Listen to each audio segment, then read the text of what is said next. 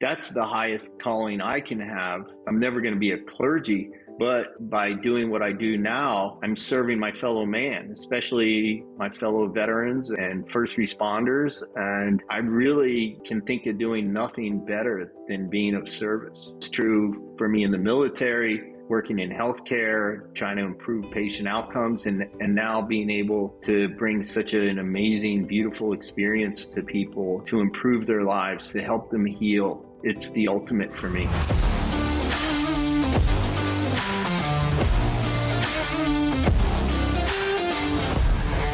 You're listening to the Born Primitive Podcast.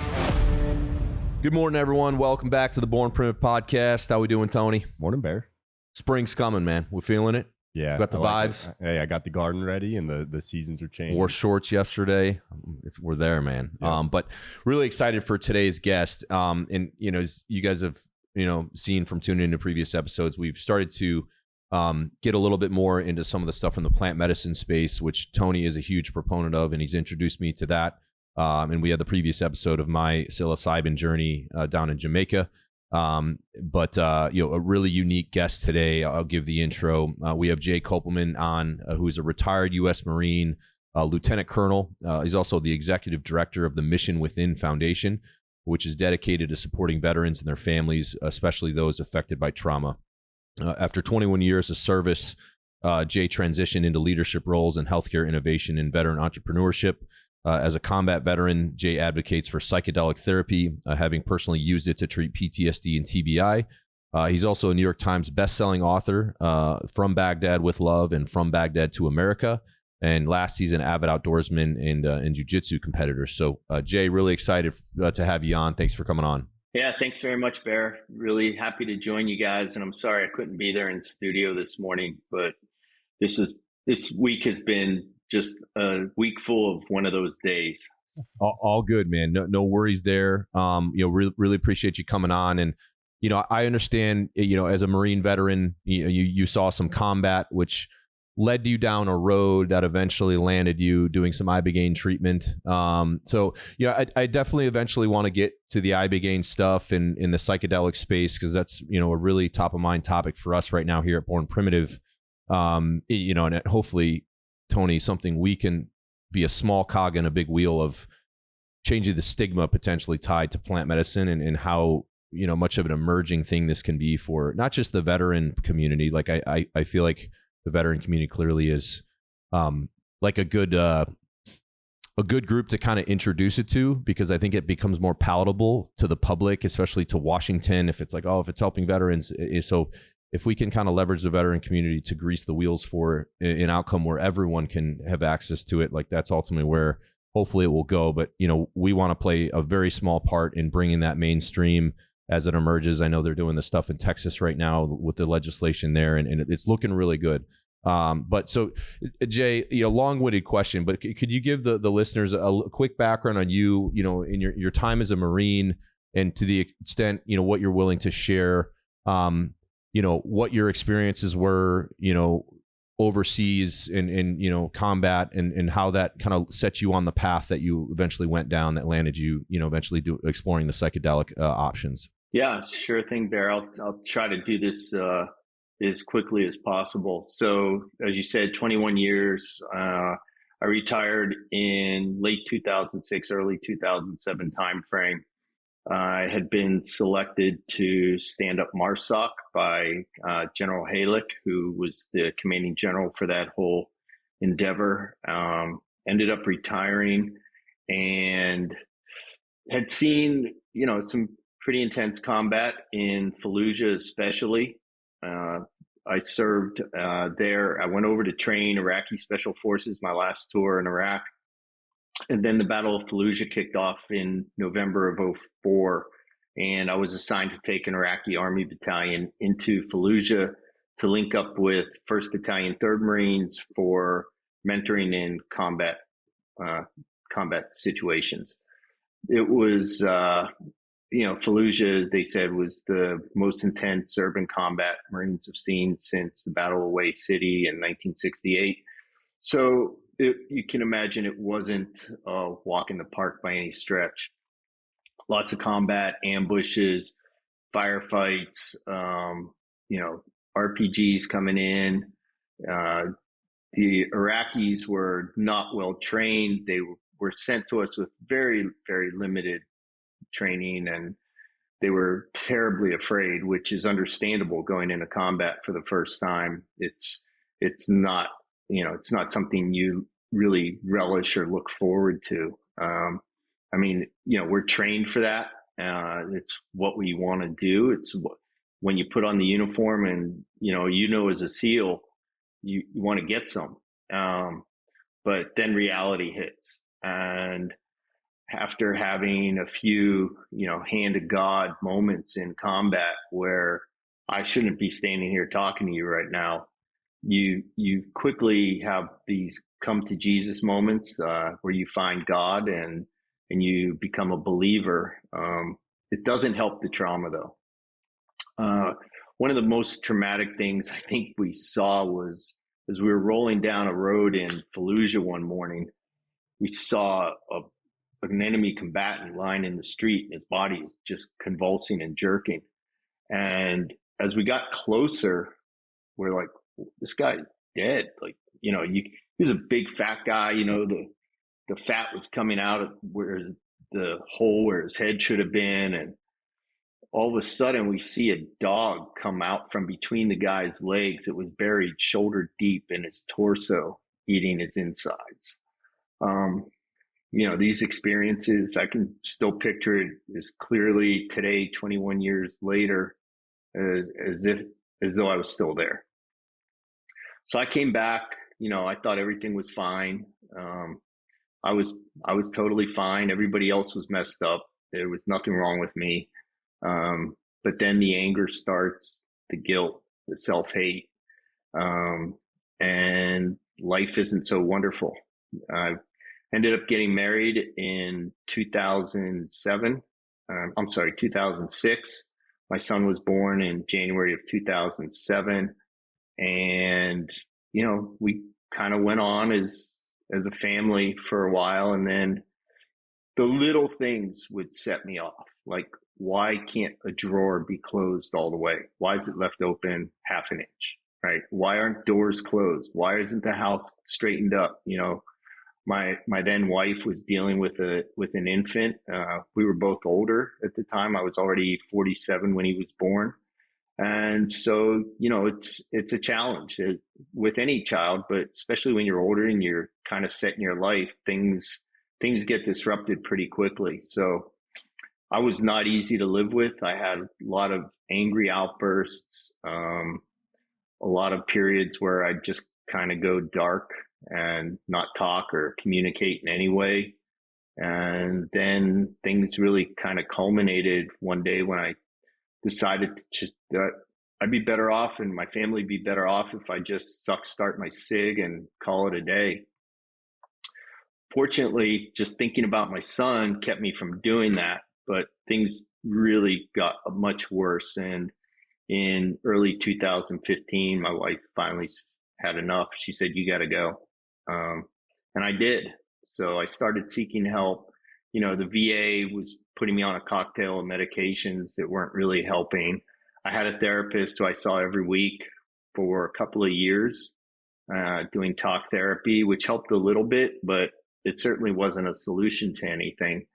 And then a few years ago, probably 4 years ago now, one of my buddies from the teams, he's a 30-year teams guy. I was living up in Southeast Idaho, and he called me up and he said, "Bro, you got to go do this. This is going to change your life." And did a little investigating. He introduced me to Martin Polanco, who's the founder of the Mission Within and Mission Within Foundation.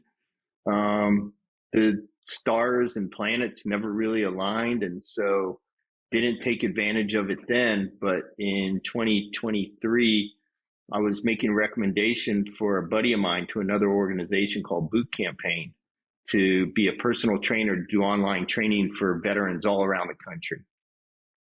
And the gal I was speaking with said, "Well, tell me your story." And I did. And she said, "I'm going to get you a scholarship to go to the Mission Within, and you're going to go do Ibogaine and 5-MeO DMT."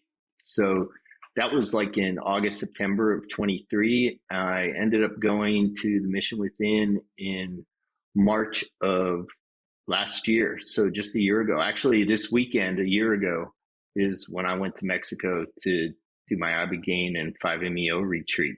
And my buddy was right. Jason was 100% right. It has changed my life for the better in so many ways. I'm happier now. I don't get angry about things. If you do get upset, you have tools now to learn how to deal with that kind of thing and to not be reactive, right? You're never going to be able to change what other people say and do. All you can change is your response to situations.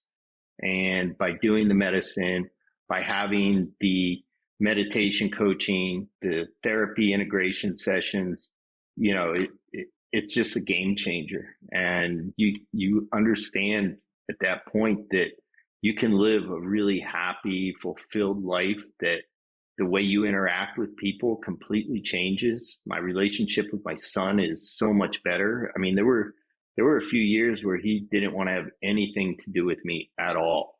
And now it's just completely changed. Everything is just really wonderful now.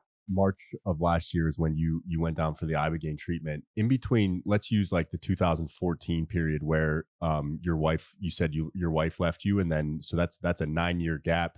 Had you and you said you had done some therapy, you had at least tried to resolve some stuff that was going on within you, but had you made any real gains? And what state were you in when you actually finally made the decision to go down to the Mission Within last year and receive the treatment? Had you, and I guess the only other question baked within there is, had you tested it all with psychedelics before going down to use Ibogaine? Yeah, that's a great question, Tony. I was trying to use like fly fishing and hunting and skiing, jujitsu as my mental health, and they definitely help, right? It's all good stuff, but you're not dealing with the real issues, right? The deep down stuff. I was a regular, consistent, every night, 7 days a week, at least 2 bourbons a night drinker. I did start microdosing, which was somewhat helpful. And then one night I did do a pretty large dose of psilocybin at my place in Idaho. But I did it with no intention. With this, the setting wasn't right, not the right container. And it was pretty dark. It was real dark. It was borderline dangerous. Fortunately, a gal I was dating was there, and she was able to hold space for me and get me through it. But there were some dark periods during that where I was ready to just slit my wrists.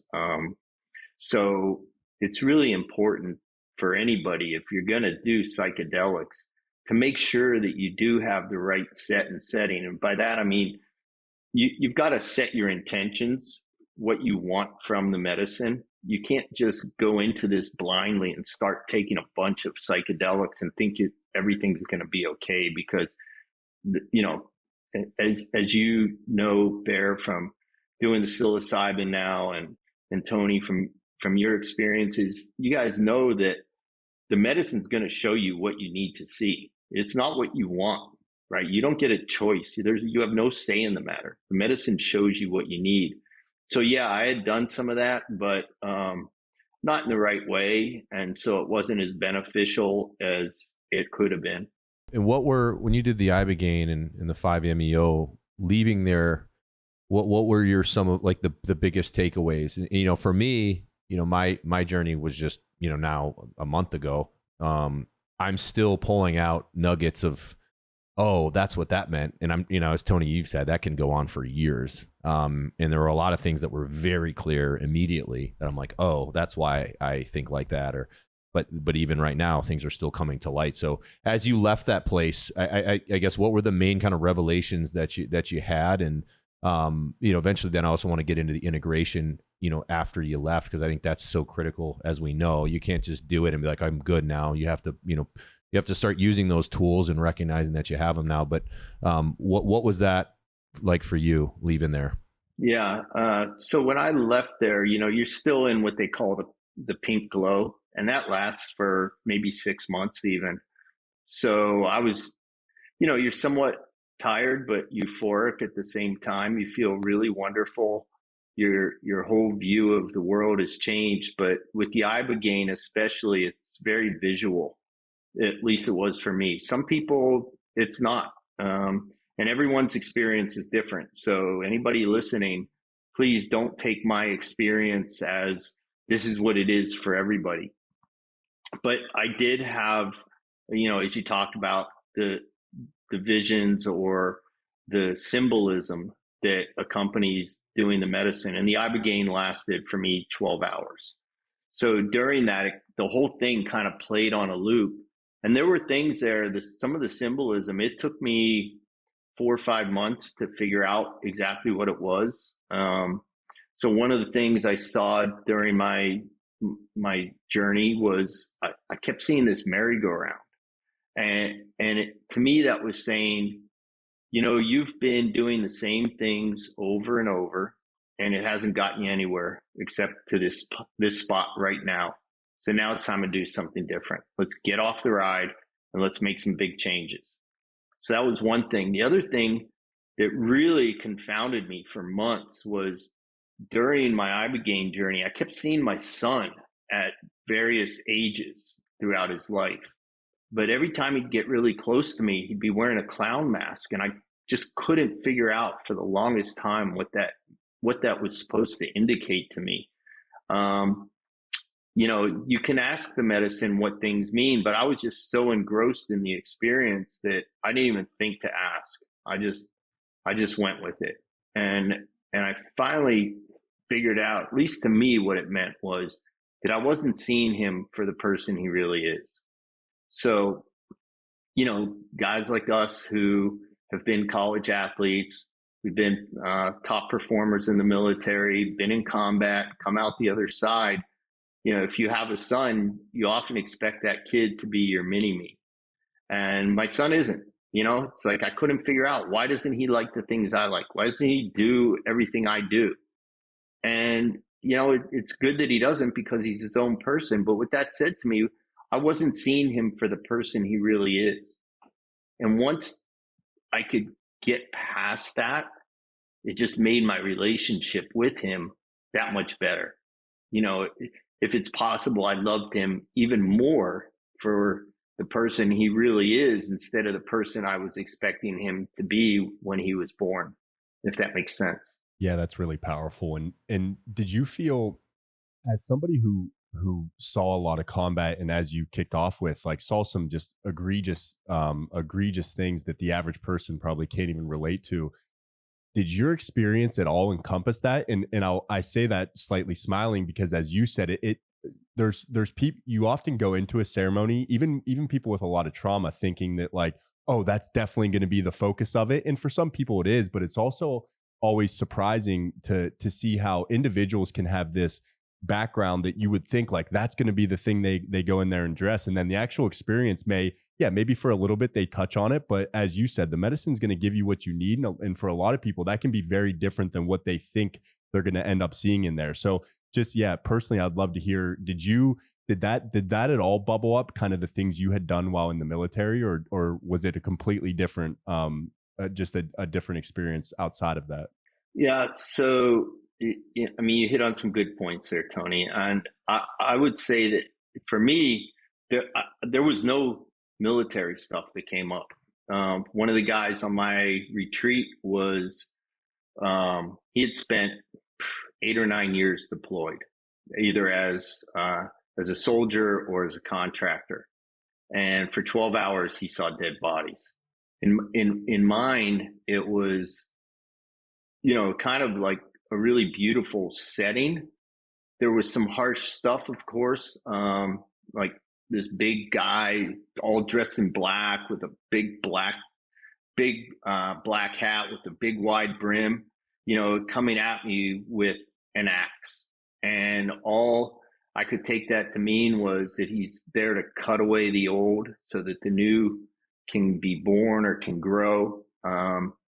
And so really no military stuff, it's like I saw my father, saw my best friend, the German Shepherd I had lost the year before. He was there the whole time, kind of as my guide on this journey, which was really interesting.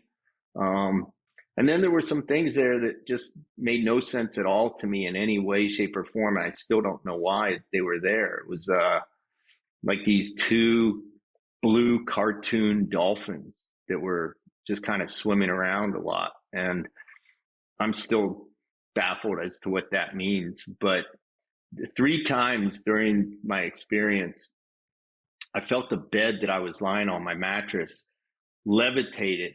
I mean, it was as real as can be, as real as I'm standing here right now. I felt that thing levitate up toward the ceiling of the room we were in. It flew across the room, through the wall. And I can remember looking down and seeing the guy in the bed across from me. I'm thinking, we're going to crash on Patrick. I mean, it's just, like you said, everybody's experience is going to be completely different. One of the guys there was fighting a 600-foot tall giant his whole 12-hour experience. So it can be dark, it can be harsh, but again, the medicine is showing you what you need to see. And that was my experience. It wasn't horrible. I remember the guy who was ops lead came up to the room the next day. I was the last one to head downstairs, and he's like, "Yeah, I just came to check on you." And I said, Yeah. He's like, how are you feeling? I said, "I feel really good." I said, "But I think I screwed something up." And he goes, "What do you mean?" And I said, "Well, my experience wasn't all dark and harsh, and it wasn't awful." And I said, "Parts of it were actually kind of goofy and beautiful." And he said, "That's perfect." So what that means, though, is that whatever your experience is, it's perfect for you. Walk us through. I know you take kind of a day to reset and nourish your body and give yourself a chance to reset. And then the DMT is the following day. Walk us through what that experience was like for you, because I know it can be similar too, where some people have just a completely connected kind of oneness experience, and then others it's like it can be extremely challenging. Yeah, so very different medicines, right? So the Ibogaine, of course, for me it was 12 hours in duration. 5-MeO DMT, or Bufo as it's called, or Toad, is much shorter in duration. 15 minutes sometimes is as long as one dose will last. What I need to iterate here is that everything is done very much in ceremony, right? So there's a lot of meditation, share circles. Before you do the Ibogaine, it's at night, and we're all in a share circle, and we write down our intentions, what we want to get from the medicine, and then also what we want to leave behind when we do the medicine. And that piece of paper, everybody burns it, goes around, reads it, and then burns it. And then you're led upstairs, smudged with Palo Santo before you do the Ibogaine. You go in and you do it. So that's on Friday night. It goes into Saturday. And then on Sunday, we do the Bufo. And that's an individual experience. So everybody else is kind of kept away upstairs, away from it, because it can be very auditory. And if you've never experienced it, it could be kind of scary before it's your turn to go. So I was actually the last one to do Bufo on my retreat. And it's, for people that don't know, it comes from the Sonoran Desert toad. They secrete a gland on its neck and capture it, and then it crystallizes, and it can be smoked essentially out of a crack pipe is what you're doing. It's put into a vial, it's screwed into the pipe, it's heated, and then you smoke it. It's about a 20 to 30 second inhalation. Hold your breath for 10 seconds, and by the time you lay back on the bed, you're in the medicine. Also done in ceremony. you set intentions for that as well. For me, when I did it, my intentions were acceptance and no ego. And it was amazing. You know, I went down the first dose, I did it, and they titrate the doses up as you do them. So it starts out really small, then the subsequent doses are a little bit larger. They call the first one the handshake. For me, it was just very heart opening, allowed me to let go of all the anger, the guilt, the self-hate that I'd been carrying around for 64 years. And it just opened my heart to learning to love myself for the first time. So I know that might sound narcissistic, but it's really not. It's not, oh, I'm so wonderful. It's more like, oh, I'm not such an asshole. And that it's okay to love yourself and to like yourself and to be okay with who you are, rather than thinking you're just awful and, you know, you've done horrible things and people have done horrible things to you. It's not like that at all. It's really about just opening your heart to yourself and to all the possibilities in the world. So my first dose, I just kind of turned on my side, curled kind of into the fetal position, and just cried the whole time as all this anger and self-hate were leaving and love was coming in. So they tell you to, when you're ready for your second dose, you sit up and you make the hand sign for more. So I sat up, I was like, just rapid fire, give me more, give me more. The second dose was an eye opener. It was pretty intense. I found myself lying flat on my back, my arms straight out to the sides, my feet straight out, and my back just arched off the bed. My whole body, every muscle in my body tensed up. I started making this animalistic sound the entire time. And during this, I started having some visions. I could see lightning bolt shaped lines coming into my body and leaving my body, coming out of my mouth. You know, it wasn't great. And then at some point I felt myself transported and up against the membrane that then I broke through and saw God. So it was like, oh shit, I just died. Like, what now? Like, my son, you know, all these thoughts come to you. And then I calmed down and I thought, you know, this is pretty beautiful. I'm okay here. I could stay here. And just as I thought that, whoosh, got sucked back out the other side. I'm back on the bed. I'm just lying there. And pretty soon it subsides. You know, my body, I was still shaking when it was over. And I turned to the guy who was obsolete and I go, bro, I want more, but I don't think I can. And he looks at me, he goes, no, you're done. And the woman who was serving us the five, she's just amazing. She's a true curandera, which is, you know, it's Latin America, Central South American medicine woman. This is her life. And I looked at her and I said, did I die in there? Because believe me, I thought I had died. And she said, no, you just lived. And that was the experience. And the whole thing, you know, it seemed like it was like 10 minutes. And I said to the ops lead, I go, hey man, I said, that was pretty quick. What was it, like 15, 20 minutes? He looked at his watch. He's like, bro, you've been down here for more than an hour. So yeah, you lose track of time. That feels a little unique though. I feel like typically DMT people will have the opposite experience. And even ayahuasca was like that for me, where it can feel like 2 years and then you come back and they're like, hey man, it's been 30 minutes. So is that, I feel like that is unique that yours was a little bit inverse actually. Yeah, it was completely the opposite. It was just like, yeah, it seemed like just the blink of an eye and I was down there for more than an hour. And did you, I think it's, and of course I want to get into the positive integration following your experiences, but I think it's worth calling out too, is that you're accessing in these heightened states of consciousness, you're accessing parts of yourself that had either been repressed or that were just in your unconscious, and you're kind of giving them the light of day to present themselves forward. And I think what needs to be talked about equally as much about the positive is that there can be challenges coming out of these. And of course, that's why the integration process is so important. But even with a really solid integration plan,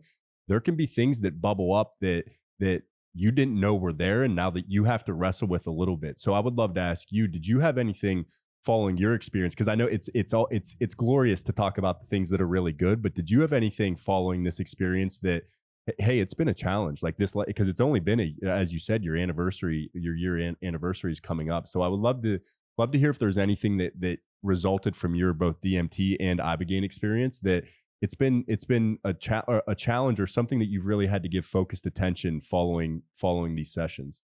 Yeah. So thankfully, I haven't had anything that's been a super challenge. The challenge is to honor the medicine and your experience every day, and to just to walk that path and to stay the course of what the medicine showed you, and to be able to integrate those things that the medicine showed you need to integrate. So nothing super challenging. I've been really blessed in having this role as executive director of Mission Within. It's probably given me some access to people and things that I wouldn't have had otherwise. Myra she's amazing. She's very intuitive, and a couple of times now she's done separate ceremonies for me with singing bowls. We've done a fire ceremony that has allowed me to let go of even more, right? Like, we tend to hold a lot of negative energy in our gut, and we don't do well. That's a very negative thing for anybody to have those gut or intestinal issues that arise from holding stress and holding trauma and not being able to let it go, or not having an outlet. Like I've been so fortunate to have this as an outlet to be able to really see deep inside and to let it go. So fortunately, it hasn't been anything that's been too much of a challenge for me. I think if anything, I find myself, being a little too nice sometimes. It's like, it's a weird feeling. I came back from it. My son and his mom were going to Costa Rica the same day I came back. My son's a pretty funny kid, and I texted him, said we were back, and he's like, yeah. He said, how was it? And I said, oh, it was amazing. I can't wait to tell you about it. I think you're really going to like the new me. And he just texted back right away. He goes, you didn't turn into a woman, did you? So, so that was the first funny thing he said. And then when they got back from Costa Rica, about 10, 12 days later, he came over for dinner. And it was good that I had that time. I think it was important to have some time to kind of just integrate on my own. I didn't go anywhere. I didn't do anything. I just hung out at home, let the medicine do its thing. I started practicing meditation and some other mindfulness stuff. And he came over for dinner, and after dinner, I said, so you want to hear all about it? And he's like, yeah, I do. And so I told him, and at the end, I apologized to him. I said, I'm really sorry. I've been such a shit dad for all these years, and for not seeing you as the person you are. And I'm sorry for having been such a horrible husband to your mom. He's like, no, it's okay. It's okay. I said, it's not okay. I said, I'm so sorry. I wish I'd have had this 20 years ago. And without skipping a beat, he just goes, nah, then I'd have just been raised like a sissy. So I said, well, that's not really how it works. I said, what it does is it allows me to understand that I have a choice how to respond to things. I said, I'm still just as capable of extreme violence as I always was, but I know that going from 0 to 100 right off the bat isn't the answer. It's not the way I have to be, that there are better ways to look at every situation and respond to them without getting to that point. So I think that's a big takeaway from it. Sounds like you have a wise son. That's a very self-aware thing for even him to say. And I think the way that's the way I often describe it, is it gives you the ability. I look at like your internal psyche as having all these different masks that you've acquired. For you, the Marine one, for the athlete one. And I think you build these, once you work with the medicine, you have the ability to kind of build these shelves and then take the mask off and put it on when you want to, as opposed to before you get stuck with the mask on and you start to over identify with that mask. And then you quite literally become that, instead of it being just a part of you that you can access when you need. So when you said about, hey, I'm still capable of extreme violence, but you have a separation from it and you only access and put those on when necessary. And it creates just a healthier, grounded individual, because you're not over identifying with parts of the ego that are important. And it's not about getting rid of those things. It's about having conscious access when necessary, as opposed to just getting buried by a mask because you think that that's who you are on a deep level. Yeah, that's absolutely true. And one of the things I think pretty much anybody can relate to is being stuck in traffic, right? And just getting so upset with other drivers around you, and wanting to honk your horn or flip somebody the bird. I mean, that's crazy behavior. When you think about it, it's like, what is that really going to accomplish, right? It doesn't make you feel better. It doesn't make them feel better, right? And you don't know what kind of day somebody else is having. One of the things that doing the medicine showed me was learning how to have grace, and show other people grace, and show myself some grace too, because I'm not perfect by any stretch of the imagination. I mean, God created us all perfectly, but we're not perfect. And so you've got to be able to show yourself a little grace every day, because things aren't always going to work out exactly the way you think they should. We make mistakes, that happens, but be willing to show yourself that grace, forgive yourself a little bit every day for some of the things that you do. I will tell you that during my experience down in Mexico, I felt like I did become closer to God. I don't go to church or synagogue every week, but I do feel like I have a much closer relationship to God, that there is a very spiritual aspect to all of this that I think would be beneficial for everybody, right? I would love to see everybody have access to this and do this. I think we'd be a much better society. And I don't want to get all woo-woo here and touchy-feely, because I'm really not about that. But I am about, people learning how to behave civilly toward one another and try to understand one another. If you just spend 2 minutes talking to somebody who maybe you thought was a douche before you sat down and talked to them, you find out they're not. One of the things I'm glad you brought that up was the connection to the divine from these experiences. And I know there's different schools of thought. I think some go so far as saying like the plant was put here by God as a connection to the divine, and people are starting to discover that. But, I had a similar experience in mine. And the more I unpack it, the more I realized there was even more symbolism to a higher power than I even realized. We had a big storm roll in. I went down a spiral of darkness. These are things that are represented in the Bible. When a storm comes, that represents the presence of God, and hell is represented by darkness, and all these things that I'm like, wait, there's way more. A light at one point opened up on the ceiling and was just beaming on me as I had to kind of submit to my own death and all these other things. And it's incredible to hear. It seems fairly consistent, even from people that, and this is a limited sample size for me, but even people that aren't necessarily religious. One of the guys on the psilocybin experience did Ibogaine and the 5-MeO, and for him, I don't think he was necessarily religious, but he was walking with Jesus as Jesus carried the cross. And he just he was like, I was literally walking beside him, and Jesus was telling him he wasn't upset. He felt empathy for the men that were making him do that, because he said they're going to realize what they did when it's too late, and they're going to have so much regret. And so he actually felt bad for, the guys that were making him carry the cross. And, it was the wildest thing, because why would I just randomly be placed in that moment and then have to feel the emotions of Jesus carrying the cross, and it was not the emotions I would have thought he would have been feeling in that moment, right? So it's fascinating that it does seem to create that connection. And for me, as you leave it, it's kind of hard to deny the existence of a higher power when you have that connection through the medicine, right?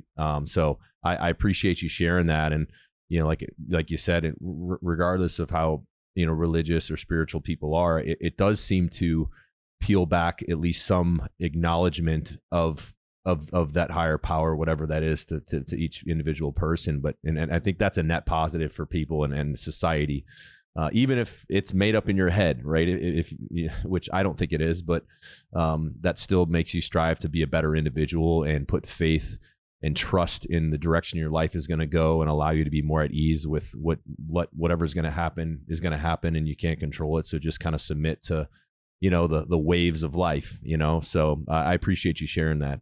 Yeah, thanks, Barry. I can tell you that I've never had a psychedelic experience where I wasn't where God's presence wasn't there.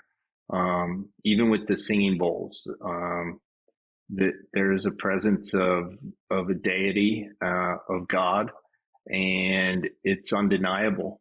I have family members who think it's all a bunch of mumbo jumbo, and okay, that's fine. You can believe that, but I can tell you, I shouldn't be here right now. When you go back and look at the things that happen in combat, and when in a firefight, I'm using a Humvee for cover, but then post firefight, when you do that analysis and you see rounds have just skipped by me on either side on the hood of that Humvee, I don't know how to explain it, right? The only thing I can say is that's hand to God, and that'll make you a believer. And then when you do the medicine, it really just reinforces it, because the things that you're seeing and the things that you're feeling, you can't just feel those. We can't access that on our own, right? We need a higher power, and it's not just the medicine. Sure, the medicine is a catalyst that allows us to see these things and feel these emotions and allow us to move forward. But it's not without God's presence that this happens. Well, and I think the power there is that, as you said, they act as a catalyst to lift the veil that then allows for you to see the divine in everything. And that's the power. There's the real power, is that you stop viewing it as this separate thing that you need to go to church to represent. Now, that doesn't mean church is good or bad. If that's the place where you feel that connection and it creates a ritual, of course, that use church as that. But then where you really start to delayer it is when you recognize that the flower you see outside, the chair you're sitting in, is always a animation and an unfolding of this essence that I think sits within each of our hearts. So then it becomes, okay, I don't need to go read a book in order to have an experience here. Once again, the book isn't bad, and if you feel that connection from the book, read the book. But what if you can, every moment of your life, the food you eat, before you eat it, can you give thanks to that food, because that's a representation of God or the divine or whatever. People, there can be some sensitivity to words there, but we've been using God, so let's use that. Can every discussion, every person you're talking to, can you see God in them? Then all of a sudden you realize that this is one huge entanglement of what I call a divine essence that we're all swimming in. And there, like you said, it changes every conversation you have. It doesn't mean you don't have boundaries. It doesn't mean you're just overly nice to everyone, but you look at other people as an individual living another life, but almost a fractal of yourself, because in the end, we all kind of fractal out of this animating kind of essence. So it creates this beautiful matrix where you start to view the world very differently, and then you see the world respond very differently to you then too, because you're bringing a level of awareness, conscious awareness to things in both your body, and then other people can sense and respond differently to that. Yeah, that's a really great point. And I think it's important, right, that everybody understands that we all come from one being, from one God, that, as I said earlier, he made us perfectly, but he didn't make us perfect.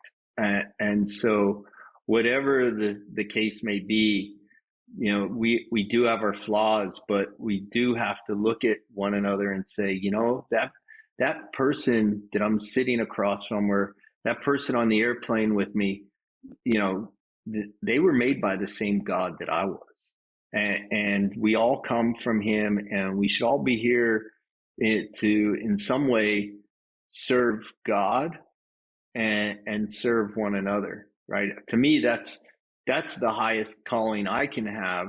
I'm never going to be a clergy, but by doing what I do now, I'm serving my fellow man, especially my fellow veterans and first responders. And, I really can think of doing nothing better than being of service. It's true for me in the military, working in healthcare, trying to improve patient outcomes, and now being able to bring such an amazing, beautiful experience to people to improve their lives, to help them heal. It's the ultimate for me. Well, I think, again, very new at this, but Tony, maybe you could, add your piece to one of the themes for my own journey was the need to ultimately submit. And when I did the psilocybin, as I think most guys like us might, the first few times, I was trying to control, you know what I mean? Even though I had completely lost control, I was fighting it, right? Because it was taking me down such a dark path. I was doing anything I could, even just how tensed up I was. And, everything, I was just, my defenses were up. And ultimately I was just got my ass kicked so bad. I had to submit because I was completely exhausted. And for me, that was symbolic to, how we need to be in our lives. That doesn't mean you just completely go with the flow and never have a plan and, these other things. But if you always think like you have to control every component of your life, it's not a sustainable way to live. And that's what I'm trying to integrate right now with my post journey is, let go and kind of let, kind of go with the flow a little bit, still, of course, don't adopt bad habits, like be healthy and, have a balanced life. But, other than those things that are the basic needs, like, submit to whatever the plan is. And I think there's peace on the backside of that. But I had to fight a hell of a war to get that revelation. And I even I think physically, I kind of had to give my chest, like, you know what I mean? Like to the ceiling. It was almost like a symbolic submission of like, all right, just take me, you know what I mean? Yes. And hopefully, other people are getting that clarity, but it seemed like, and Tony, you were kind of coaching me before I went down there, and it now makes so much more sense of like the need to submit. And you told me you're going to try to fight it, and you're 100% right, because where the spiral of darkness it was taking me down, I did not want to go. I said, no way. I got a glimpse of that. Hell no. I will do anything to not go there. And eventually it was like, no, you're not in control. We're going, and and this is, and you're going to ride the lightning real hard. Well, and Jay probably, Jay's very close to it now, is that people have this image that, and that's where actually at times religious constructs can be dangerous, is because people have like hell as it's this dark place. I don't want to go there. I can't go there. When actually in the space, it's like, no, jump head first into that dark hole, because what you recognize is it's a symbol trying to show you you're clinging so tight to your concept of reality that you're suffocating everything. So jump into that thing. And once you build some reps, you can start to play with it in that sense of like, let me jump into there. And then you recognize, oh my God, there's nothing wrong with the darkness. The darkness is just the polarity that, of course, there is the polarity of light and dark, which allow us to have this lived experience, because without one of those, everything would just be null. But you start to remove good and bad and just allow it to be what it is and surrender into it, because there's a teaching in there. And that the theme of resistance is a very common, and I'm sure Jay is seeing this now. There is there's a book called Conscious Medicine that I absolutely love, where she's worked in the medicine for 30 or 40 years, and the distinct trends of different personalities and how their experiences a lot of time will relate to that. And that's a very distinct one, where resistance and how that plays out in your everyday life is that you will suffocate relationships, opportunities, because you're trying so hard for you to be in control of everything. Whereas when you start to look at things as like, what is reality bringing me? Like, you look at everything as a symbol and say, what are my relationships showing me? What are my friends showing me? What are my loved ones showing me? And kind of go with that flow, as opposed to you trying to dictate where they go. It's a really powerful transition, but it takes experience like that to show like, damn, I have my claws so deep into everything, and I need to remove those and listen to the feedback that reality is trying to give me. Those are beautiful insights, Tony. And yeah, letting go is so beneficial, right? It's trying to control every situation is just going to make you crazy. And unfortunately, most of us are wired that way, especially, athletes, military, that we're going to take control and we're going to win at all costs. But sometimes just letting go and allowing, for whatever it is for any individual, whether it's God or whatever presence or being they think they need in their lives, just leave it in God's hands, because God knows what's going to happen. God has a plan. We can't control when we're going to die. We can't control, what other people are going to do. So let go, breathe, take a moment and reflect, and life is going to be much, much better. It just holding on to all that shit just doesn't help anybody. You can give appreciation too to the ego construct, because in those really hard resisting experiences, you will have, like, we all operate with it's a self-protective mechanism that's actually very necessary. Now, some people actually need to go into plant medicines in order to build a stronger ego, because they get trampled on throughout their daily life. They have no boundaries. They don't know how to kind of voice what they actually need. So there can be experiences that actually help build a more solidified ego. But for knuckle draggers like ourselves, typically the ego is typically a little more overactive than it needs to be. And it's very, very self-protective. So that's why when we talked about letting yourself die, that's not just a symbol. It is ultimately a symbolic thing of that, shedding that ego shell to see the essence that's underneath. But you have to, and there's where I say you can give appreciation, is that, like, hey, ego, you serve a purpose, but right now we're going to go deeper than you. And that's where all of a sudden you realize that it's not as if that needs to leave and never come back. It's that you can go underneath it and see that there's an essence within there. And there's where you start to get into words of like God, spirituality, is that there's an essence within there that will blow your mind at the unconditional nature and expansiveness of it. And then the ego can sit over top of that. But when you're too identified with that ego, it's similar to the mask example. You're denying the deepest parts of yourself, which is going to relate to, or what's going to result in dis-ease in your system, because you're denying what is the true essence of your being. Yeah. And that's great, because you're now encompassing so many things when you talk about that, Tony. One of the things you said is dis-ease, which is disease, right? And we have so much of that in our country. And I think a lot of it stems from, obviously it stems from people living unhealthy lifestyles. And part of that, it's not just lack of exercise, having a piss poor diet, but it's also carrying around all this anger or frustration or need to control things that really cause, like I said earlier, right? This all sits in the gut, and everything known to us emanates from the gut, right? That's the center of our health and well-being for everybody. And if you aren't settled, if you don't take care of yourself in all these ways, spiritually, physically, emotionally, psychologically, you're going to have problems, and you're going to live an unhealthy, unhappy life, and you're just going to die miserable. And, after my 5-MeO experience, I'm okay if I die. If I die, I'm not fearing it. It's okay. It's a beautiful place to be. I know that there is something on the other side it's going to be okay. And I wish people could understand that.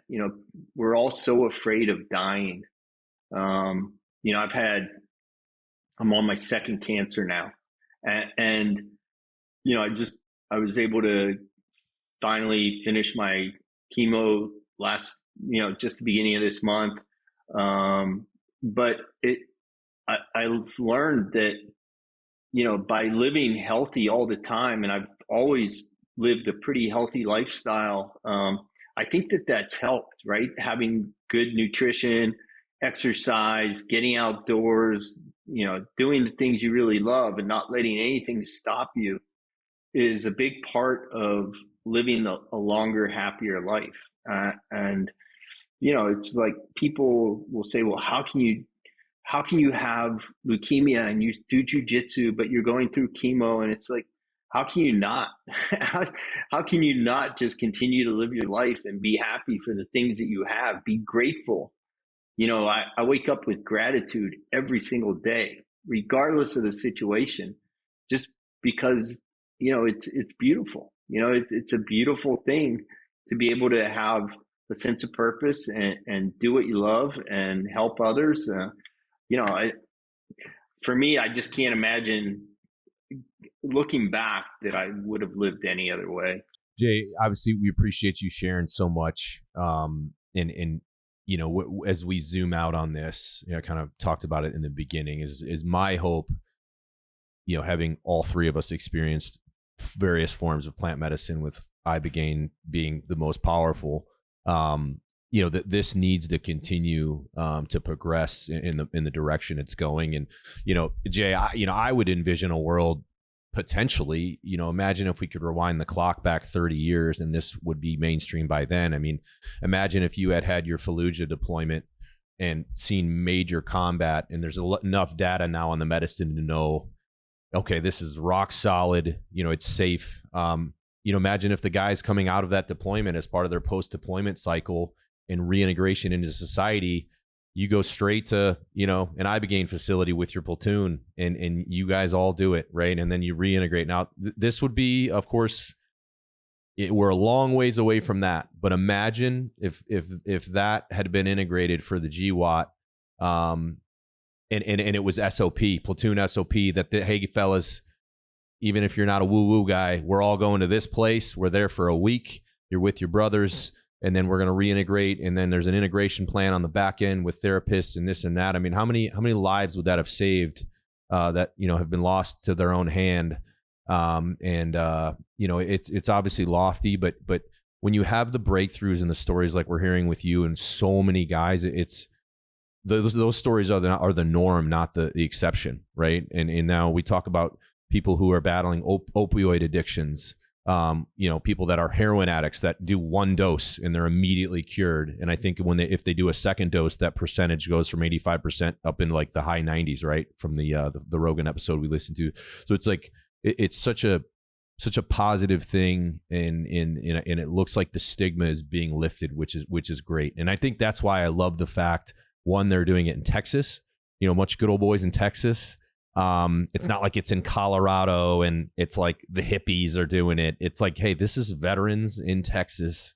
And if they need to kind of, for lack of a better term, use us to get this to be opened up to more people, because it's not just, of course, veterans and law enforcement and stuff that need it. I mean, there's people from all walks of life who have experienced trauma and addiction and all these things. So I'm very hopeful and grateful that we have organizations like, the Mission Within Foundation that are proponents of this and are getting more and more people to get treatment in the medicine. So very optimistic on where we're going, and obviously we'll keep an eye on the legislation. And I think having RFK in the White House probably makes that even quicker of a potentially federal kind of mandate there, not mandate, but allowing it to be done that way. You don't have to go to Mexico or Costa Rica or Jamaica or whatever it's getting done. So just that's kind of my rant, I guess, on the direction. But Jay, I didn't know if you had an opinion or if you shared similar optimism on what this, what the end state of this could be. If we're looking back 10 years from now, where we might land. Yeah. I'm really glad you brought that up, Bear. I think it's super important that we do focus on all the benefits of this. I've had conversations with buddies who are operators who have gone through the medicine, and, guys land on either side of this, but I've thought, would we have been better operators subsequent deployments if we had this between deployments to go back? Because it does bring about a certain amount of clarity, right? It gives you more clarity. It gives you moral clarity that maybe we were lacking from the TBI or the PTSD, which is a PTSD being a moral injury Does it help with that? Could you have operated differently? Some guys say yes. Some say, I don't think I could have done what I had to do, right? That it really changes your humanity in a way. But, we have at Mission Within Foundation become involved with the Texas Ibogaine Initiative. I've had a phone call with Governor Perry, spoken with Brian Hubbard a few times. And so we are very hopeful that this can all come to fruition, that we can get that legislation passed. And we are actually working on an initiative ourselves at Mission Within Foundation to be able to bring Ibogaine to the states in kind of a roundabout way that I don't want to jinx anything, so I'm not going to talk about it right now, but I'm certainly happy to talk with you guys about it off camera, that we think could make Ibogaine much more accessible to so many more veterans around the country, that, where they don't have to fly to San Diego and then drive down to Mexico. So, a lot coming. Arizona now has an initiative. I'm supposed to have a phone call with former Senator Kyrsten Sinema to talk about some of this stuff and see how we can help out and keep moving this ball forward, because it is so important. We gotta heal our veterans and our first responders who do suffer, a lot of traumatic brain injury, a lot of other trauma that, the old quote unquote tried and true techniques just don't work. I do have a couple follow-up questions about the Mission Within, but I think for the listeners too, and Jay touched on it, it sounds like he has some stuff now in daily practice that he's using post sitting with Ibogaine, is that even as somebody who's worked with the medicines for 12 years now and is extremely passionate towards the space, you don't have to necessarily, if you don't have the money to travel and go, or you're not a veteran who can get sponsored to go to somewhere with the Mission Within, as we've talked a ton throughout this conversation, there are ways to access similar states without medicine. Now, I will say from my experience that medicine is a very, very powerful and a very efficient way to get this done. But as you said, meditation, even I know this sounds so woo-woo to people, but the things like art therapy and sound therapy, like these things start to do the same thing that happens within a plant medicine space, which is take down that veil or the ego, soften it a little bit so that you can start to sit with and see what bubbles up out of your subconscious, so that it doesn't haunt you from a dusty corner anymore. So I just want to throw that in there, because I know for a lot of people, it's not, whether it's because their family life or a financial reason, going out of the country to a retreat may not be an option right now. So if you feel, if any of what we talked about resonates with you, just know, like, there are a ton of modalities that can be great too for building a base so that you are ready to go sit in ceremony, because it is a hell of an experience, as we've talked today. So I just wanted to throw that in there quick, Jay, but I would love to, for the listener, and I want you to know, and this is something we were going to talk about in person, but we can talk even more details once we get offline. In the month of May, it is Military Appreciation Month and Mental Health Awareness Month. So we as an organization are going to do some small things to hopefully raise some money to be able to donate to you guys at the Mission Within. Yeah, and thank you. So that's something if the listeners say they're not so much in the Born Primitive ecosystem, how else can they help support the Mission Within? Well, we have a website, missionwithinfoundation.org, and you can go there. You can donate. You can also go, I think, to missionwithin.org and donate to us that way. But I think right now the thing that's super important is for people to get educated. So find out what's out there. Like you talked about, there are other modalities. Meditation can be very powerful if you learn how to meditate the right way. That was one thing I had no idea about. I had tried on my own, but I didn't know how to meditate really until I did a 10-week coaching program as part of my scholarship to go do medicine. I was also given a 10-week one-on-one guided meditation coaching practice that has been wonderful. It's like I can just be walking down the street and kind of just start thinking about some of the meditation techniques, and it just relaxes me, makes everything better. you can microdose, right? That certainly helps. I'm microdosed this morning and took some reishi and another mushroom for focus that helps if you have ADHD. It's been clinically proven to help folks with ADHD. So there are lots of modalities out there. Doing a bowl ceremony even is very powerful. The vibrations as they hit your body, they find the areas where you need work, and it just makes you feel so much better, and you see the world differently. Love it. Well, Jay, we really appreciate your time. We're really passionate about this right now, and Tony, appreciate you getting the wheels turning, at least for me personally, Of course, introducing me to this world and opening up my mind. Because I think a year ago, it's not like I had anything against it, but I've always been kind of a old school meathead, like just going to the gym, crush weight. You know what I mean? Like, I'm your stereotypical guy like that. I'm not like, oh, let's go do mushrooms and like talk about our feelings, and and now I completely get it. And the tough macho guys, or at least the ones that pretend to be, there is a place for guys like us in this. It's not just, oh, you got to be really soft with your feelings. And for many of us, it's exactly what it does, is it breaks that shell and that facade and gets you down to the core, and leads to a lot of revelations about what really makes you tick. And so Jay, it's been an absolute pleasure having you on, and I hope we can support you guys financially in May. So for the listeners, just tune in May. We'll have some stuff, as ways to support through the website, and that would just go to getting more and more people into treatment to do this incredible experience. And we're excited with where this is heading. Yeah, thank you so much for having me, guys. I really appreciate it, and appreciate the opportunity to share a little bit of my journey. I hope it's helpful to people. Anybody that's looking to go do medicine, I would tell you, go with no expectations, because it's different for everyone. My story is just my story, and it's not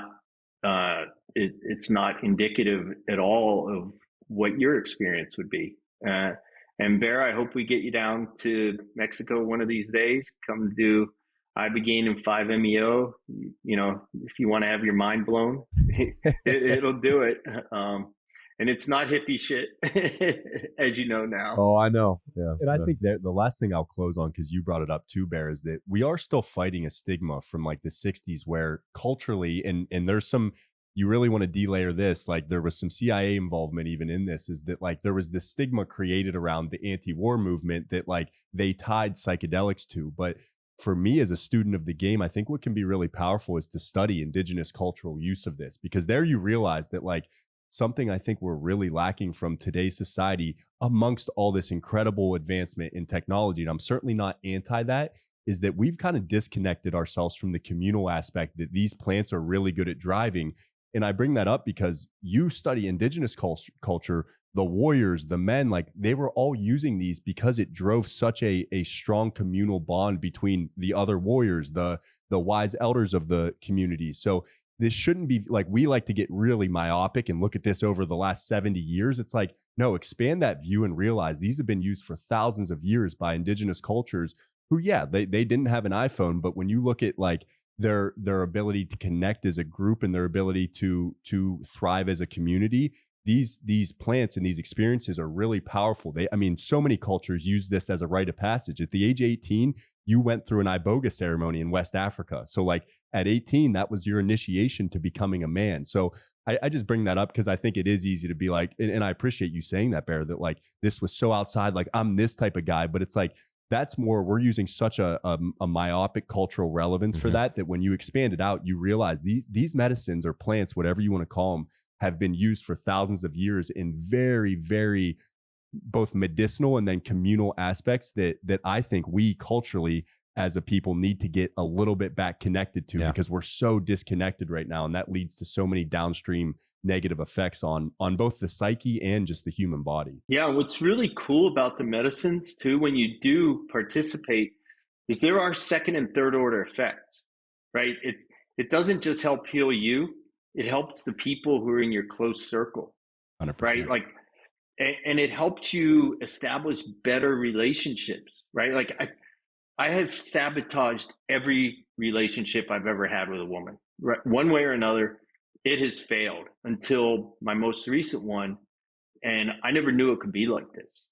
Like it's amazing. When you learn to love yourself, you can finally love somebody else. And until you do, you're doomed to failure. So I'll leave it at that. There it is. Well, I like that. I love that. That's a great closing bookmark, Jay. So thank you so much for coming on, and we'll be in touch. Yeah, thanks guys. I really appreciate it.